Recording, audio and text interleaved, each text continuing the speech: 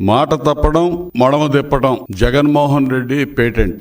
ఇది రాష్ట్రంలో జగమెరిగిన సత్యం అందరికి కూడా. నా మైనార్టీలు, నా ముస్లింలు అని పదే పదే చెప్పి వాళ్ళ యొక్క ఓట్లు గతంలో దండుకొని ఈ రోజు మళ్ళా వారి యొక్క ఓట్ల కోసం రకరకాల నాటకాలు ఆడుతా ఉన్నాడు. పార్లమెంటు సాక్షిగా ముస్లింల్ని ఈ జగన్మోహన్ రెడ్డి ద్రోహం చేశాడు. ముస్లిం సమాజానికి సంబంధించి వక్ఫ్ యాక్ట్ ఏదైతే ఉందో ఈ చట్ట సవరణ బిల్లుపై వైసీపీ పార్లమెంటు సాక్షిగా ఆడినటువంటి డబుల్ గేమ్ ఇవాళ బట్టబయలైంది. పార్లమెంట్ లో వక్ఫ్ చట్ట సవరణ బిల్లుకి వైసీపీ వ్యతిరేకమని చెప్పాడు. లోక్సభలో వ్యతిరేకంగా ఓటు చేశారు. రాజ్యసభకు వచ్చేసరికి అనుకూలంగా ఓటు చేసి ఓటింగ్ అయిపోయిన తర్వాత పార్టీ నుంచి విప్పు జారీ చేశారు. పార్లమెంటు చరిత్రలో ఇప్పటి వరకు ఓటింగ్ అయిన తర్వాత విప్పు జారీ చేసినటువంటి సంఘటనలు గాని, జారీ చేసిన పార్టీలు గాని ఇప్పటి వరకు లేవు. ఇది ముస్లింల విషయంలో ఒక జగన్మోహన్ రెడ్డి ఇటువంటి దుశ్చర్యకి పాల్పడ్డాడు, ఇంతటి మోసానికి పాల్పడ్డాడు అనేది ఇలా దేశం అంతా చూస్తా ఉంది. నేషనల్ మీడియా కోడై కూస్తా ఉంది వీళ్ళు చేసినటువంటి ఈ మోసం అనేది. ఎందుకంటే జగన్ సూచనలతోటే రాజ్యసభలో